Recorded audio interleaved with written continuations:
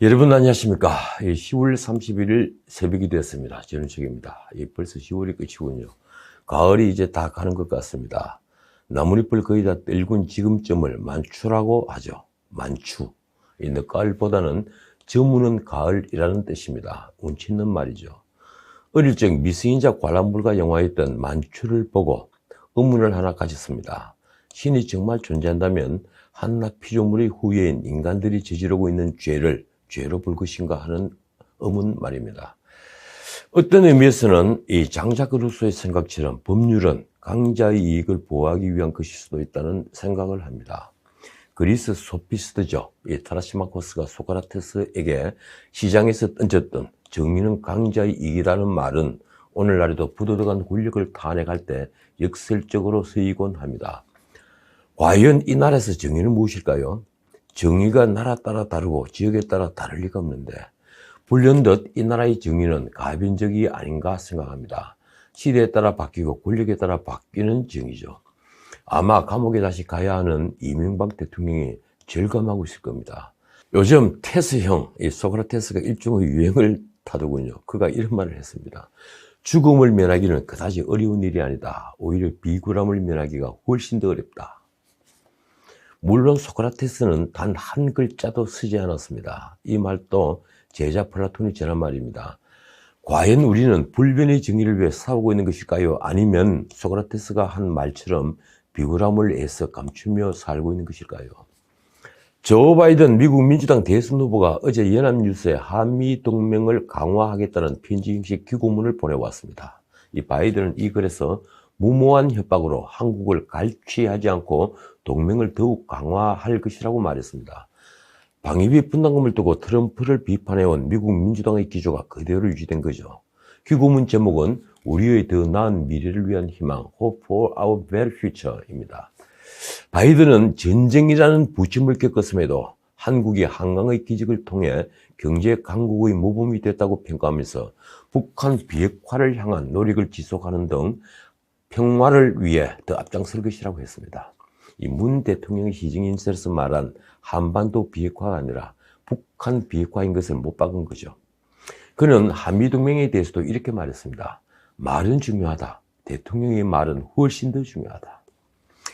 누굴 겨냥해서 한 말일까요? 그래서 대통령으로서 우리의 군대를 철수하겠다는 무모한 협박으로 한국을 갈취하기보다는 동아시아와 그 이상의 지역에서 평화 유지를 위해 동맹을 강화하면서 한국과 함께 설 것이라고 했습니다. 바이든은 대통령으로서 우리의 모든 자녀와 손주들이 더 나은 미래를 위해 싸울 것이라고 하면서 한국어 발음 표기로 끝을 맺었습니다. 같이 갑시다. 한미동맹의 상징적인 구호죠. 요즘 서울시장, 부산시장 보궐선거가 정치적 관심을 받고 있습니다. 이 선거는 내년 4월이니 아직 시간은 많이 남아있는데 여야 모두 대선 전초전으로 인식하기 때문입니다. 솔직히 지금 두 시장이 없어도 시정은 그대로 잘 돌아가고 있는데 그냥 직무대리로 쭉 가는 게 돈도 절약하고 좋지 않을까 생각해 봤습니다. 적어도 두 시에서 지금 포퓰리즘적인 정책이 남발되지는 않으니 그것 또한 얼마나 다행입니까? 게다가 야당도 두 시장 자리에 뜻을 두고 있는 이들은 그 면면이 마치 패자 부활전에 나서는 패장들 같았어. 누가 당선되더라도 역부족일 것으로 보이니 말입니다. 이번 보궐선거는 민주당 소속인 박은순, 오거돈 두 시장의 자살과 사임으로 인한 선거입니다. 박은순은 성추행 의혹으로, 오거돈은 성추행을 시인하면서 벌어진 일이죠. 그런데 민주당은 문재인 대표 시절 당헌 96조에 소속 선출직 공직자가 부정부패 사건 등 중대한 잘못으로 그 직위를 상실하여 재보궐선거를 실시하게 된 경우에 후보자를 추천하지 않는다고 규정을 하고 있습니다. 이 당헌대로라면 민주당은 이번 보궐선거에 후보자를 낼 수 없죠. 그리고 자기 책임 원리에 비추어 보면 민주당이 후보자를 낸다는 것은 면목이 없는 일입니다. 선거 공영제에 따라 국민의 혈세를 엄청나게 쓰니 더욱 그렇죠. 그런데 민주당이 태도를 바꿨습니다. 그동안 몇 차례 후보를 내야 한다고 바람을 잡더니만 그저께죠. 이 29일 이낙연 대표가 의원총회에서 후보 공천을 통해 시민의 심판을 받는 것이 책임 있는 도리라고 치고 나온 겁니다. 결국 전 당원 투표를 통해 당헌 개정 여부를 결정하기로 했는데 솔직히 이건 명분 쌓기용 요식행위죠. 당 안팎의 의견을 폭넓게 들었다는 이 대표의 변명이 아주 재밌습니다. 후보를 내지 않는 것은 유권자 선택권을 지나치게 제약할 수도 있다는 지적도 들었다. 그 지적을 누가 하던가요? 그러면서 민주당 소속 시장의 잘못으로 보궐선거를 치르게 돼 거듭 사과드린다고도 했습니다. 정치적 변명도 이쯤 되면 아주 세련된 겁니다. 야당도 민주당이 당헌대로 후보자를 내지 않을 거라고 생각하지는 않았겠죠. 그래도 정치적 음포는 노트군요. 주호영 원내대표가 한 말이 이렇습니다. 그렇게 할 줄 알았다. 온갖 비양심은 다 저지른다. 천벌이 있을 것이다. 이건 음포라고 하기보다는 저주라고 해야 합니까? 당에서는 이런 말도 나왔습니다. 이러려고 여성가족위원회 국정감사에서 박원순, 오거돈 전 시장과 관련된 정인채택 요구를 묵살한 것인가? 그러면서 한 말은 이렇습니다. 전 당원 투표가 만병통치약이라도 되느냐? 그러고서 마치 당원의 뜻이 곧 국민의 뜻인 것 마냥 포장하려는 민주당의 행태가 비겁하다. 국민의당도 직격탄을 쏘았습니다. 홍경희 대변인의 말은 더 살벌합니다. 책임있는 정치를 실현하기 위해 후보자를 공천하겠다는 대의명분은 참으로 비루하고 가당치도 않은 토악질이다. 토악질 참 오랜만에 듣는 말입니다. 핵심은 이 말입니다. 왜 우리가 830억 원의 힐세를 들여 보궐선거를 해야 하는가? 그리고 답은 이렇습니다. 이 민주당 시장들이 성추행 사건이 발단이 되어 결국 국민 혈세로 선거를 치르는 것이 아니겠는가? 어쨌든 민주당은 오늘 31일과 내일 11월 1일 전당원 투표를 실시합니다. 결과는 뻔하죠. 최인호 수석 대변인은 서울 부산시장 후보를 모두 다 내야 한다며 다음 주 중에는 당헌 개정 절차가 완료된다고 했습니다. 어제 말씀드린 평검사 커밍아웃이 하루 만에 일파만파가 되고 있습니다. 이 내용은 이렇죠. 제주지검 이환우 검사가 추미애 장관을 두고 검찰 개혁은 실패했다고 비판을 하자 조국 전 장관이 페이스북에 이환우 검사가 과거 부적절한 처신을 했다는 주장이 담겨있는 글을 공유하면서 제주지검 이환우 검사는 어떤 사람? 이라고 공개 저격을 했습니다. 그러자 추 장관도 같은 글을 공유하면서 좋다. 이렇게 커밍아웃 해주시면 개혁만이 답이다. 이렇게 보복을 시사했던 겁니다. 그러자 춘천지검 최재만 검사가 이 검사 편에 서서 나도 커밍아웃 한다고 한 거죠. 그런데 이 사실이 알려지자 문제가 확대됐습니다. 최재만 검사의 글에도 우리가 이환우 최재만이라는 실명의 댓글이 20여 개 달렸다고 합니다. 추 장관이 페이스북 글은 조국이 이환우 검사에게 부정적인 기사를 공유한 지 정확히 42분 뒤에 올라왔습니다.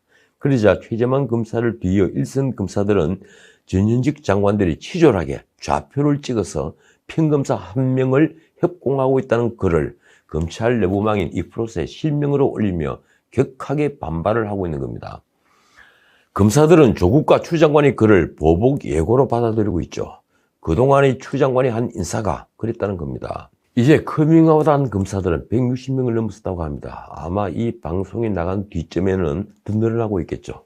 이쯤 되면 검난내라고 해야 할 겁니다. 그동안 검찰개혁에 저항하는 기득권처럼 보일까 봐서 조용하던 검찰이 들끓기 시작한 겁니다. 조국과 추미애는 그 명분을 주었습니다. 그들이 잘못이 있다면 수면 아래 잠복한 분노를 잊지 못하고 세상이 자신들의 발 아래 납작 엎드리고 있다고 착각을 한 거죠. 그래서 추 장관이 폭주를 두고 법조계 일각에서는 추순실이라는 말이 나오고 있는 겁니다. 2017년 국정농단 사건을 수사했던 이복현 대전지검 부장검사도 검찰 내부방에 최근 법무부 감찰팀 관련 인사를 두고 마치 박근혜 정부의 최모시 인사농단 느낌이라는 글을 올렸습니다. 어떻든 문제는 아주 커졌습니다. 이 일선 검사들은 실명으로 추 장관의 인사권과 수사지휘권 그리고 감찰권 등의 남발을 비판하면서 사태가 검난으로 확대되고 있는 양상입니다. 말하자면 이제 추 장관과 윤석열 총장의 싸움이 아니라 추 장관과 평검사들의 싸움이 된 거죠.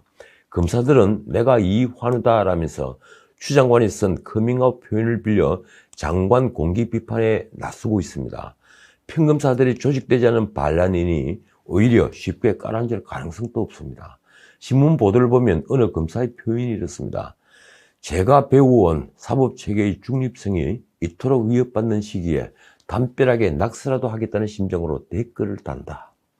상식 있는 법조인으로서 커밍아웃 하겠다. 정말 슬픈 낙서입니다. 결국 추 장관은 인사권으로 검사들을 움직일 수는 있었지만 마음을 얻지 못했다는 게 분명해졌습니다. 제가 늘 하는 얘기지만 검찰개혁은 수사권 조정으로 검찰이 힘을 빼는 데 있지 않습니다. 오히려 검찰이 정치 권력으로부터 독립해서 제 힘을 찾는 데 있었던 거죠. 그런데 이 검찰과 연관되어서 어제 인터넷에 하루 종일 떠 있었던 사건은 따로 있습니다. 박훈 변호사, 저도 잘 모르는 분입니다. 이 박훈 변호사가 김봉인의 1,000만 원 룸사롱 접대에 있었다는 남호 검사의 이름과 사진을 공개한 것입니다. 심지어 출신 고등학교, 대학교와 취미까지 공개를 했더군요. 그러면서 이렇게 썼습니다. 이 친구가 김봉인이 접대했다는 검사 가운데 한 명이다. 공익적 차원에서 공개한다. 그가 날 어찌해 보겠다면 그건 전쟁이기를 바란다. 이쯤 되면 남호 검사가 김봉인에게 발목이 잡혔다는 확신에 차 있는 것이죠. 그도 그럴 것이 이 남호 검사는 이미 추 장관의 국회 답변에서 사실상 공개된 겁니다.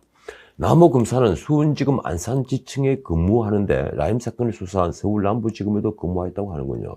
그런데 김봉인의 주장에 의하면 술자리를 주선했다는 이모 변호사는 곧 반박 입장을 내놨습니다. 이 변호사는 언론 인터뷰에서 이 검사와 술집에 간 사실도 없고 최근에 만난 적도 없다고 강조했습니다. 그래서 한 시민단체는 즉각 박 변호사를 명예훼손 혐의로 고발했습니다. 막상 당사자인 나 검사는 아직도 이런 방구 말이 없습니다. 시민단체가 고발한 것은 박 변호사가 김봉인의 편지 내용을 진실로 믿고 검사 실명을 공개해 명예를 훼손했다고 주장한 것이죠. 더 이상한 것은 박 변호사가 나중에 밝힌 것이지만 박 변호사는 김봉인의 고등학교 선배이긴 한데 그를 면한 적도 없고 옥중 편지를 받아 한 달 동안 보관한 변호사는 아니라는군요. 막상 편지를 보관하다가 언론사에 제공했던 변호사는 자신이 그 편지를 박 변호사에게도 전달해 주었다고 했습니다. 그런데 박 변호사가 김봉인이 편지에 쓴 검사 술 접대 내용을 그대로 믿는 이유는 무엇일까요? 혹시 추미애 장관을 믿고 있는 겁니까? 심지어 그는 조선일보를 적시하면서 공개까지 했으니 말입니다. 자, 어제는 북한발 뉴스도 있었습니다. 29일 조선중앙통신이 우리 해수부 공무원이 피살된 사건에 대해 남측에 우선적인 책임이 있다고 한 겁니다. 이렇습니다. 그 어느 때보다 긴장하고 위험천만한 시기에 예민한 열점 수역에서 자기 측 주민을 제대로 관리 통제하지 못하여 일어난 사건으로 응당 불행한 사건을 초래한 남측에 우선적인 책임이 있다. 그러면서 우리 군이 아픈 점을 찔렀더군요. 그래, 남측이 저들 주민이 우리 측 수역으로 간다는 것을 우리에게 사전 통보라도 했단 말인가. 그런데 결국 북한 중앙통신의 이 문건은 우리 보수 세력을 비난하기 위한 것이었습니다. 동족 대결 의식이 뼛속까지 들어찬 국민의힘을 비롯한 남조선의 보수 패당들이 만행이니 인권 유린이니 하면서 정치적 목적을 달성하기 위한 기회로 만들기 위해 앞뒤를 가리지 않고 날뛰고 있다. 도대체 북한은 왜 별 효과도 없는 이런 글을 내보냈을까요?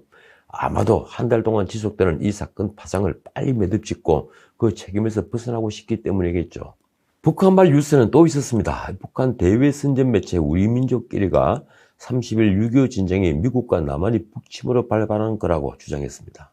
이 시진핑의 지난 23일 연설로 촉발된 전쟁의 정당성 문제를 다시 끄집어낸 거죠. 시진핑이 한 말은 이렇습니다. 중국 인민은 침략자를 때려 눕히고 전 세계를 경천동지하게 했다. 그래서 3일 동안 침묵하던 우리 정부는 미국 국무부가 반박에 나서자 강경화 장관이 남침을 말하면서 태도를 밝혔죠. 6.25 전쟁이 남침이라는 역사적 진실을 두고도 시진핑의 도발에 즉각 반박하지 못했던 겁니다. 그런데 북한이 어제 다시 나선 거죠. 우리 민족끼리는 최근 남조선 정치권에서 6.25 전쟁이 남침이라며 역사적 진실을 부정하는 행태가 계속 벌어지고 있다고 주장했습니다. 참 기가 막힙니다. 그러면서 여기에 보수 패거리들도 가세해 진실 왜곡에 열을 올리고 있다고 했더군요. 사실 남침을 계속 강조하는 것은 우리 보수 패거리들입니다. 북한이 내놓은 결론은 이렇습니다. 지난 조선 전쟁이 미제와 이승만 도비들이 도발한 침략 전쟁이라는 것은 그 무엇으로서도 부인할 수 없는 엄연한 역사의 진실이다. 이런 북한을 우리는 언제까지 대화 상대로 얘기해야 하는 걸까요? 그 답은 문 정부가 더 잘 알고 있습니다. 자, 오늘 여기까지입니다. 에이브럼 링컨은 남북전쟁을 성리를 끌고 노예 해방을 한 미국의 대통령으로 역사의 칭송을 받습니다. 미국 모든 학교에서 그렇게 가르치고 있죠. 큰 바위 얼굴에 떠 있습니다. 그런데 미국사를 읽어보면 남북전쟁을 노예 해방 전쟁이 아닌 남북 경제전쟁으로 분석한 책은 아주 의외로 많습니다. 그리고 링컨 대통령은 노예 제도에 반대하지도 않았습니다. 그가 한 말은 이렇습니다.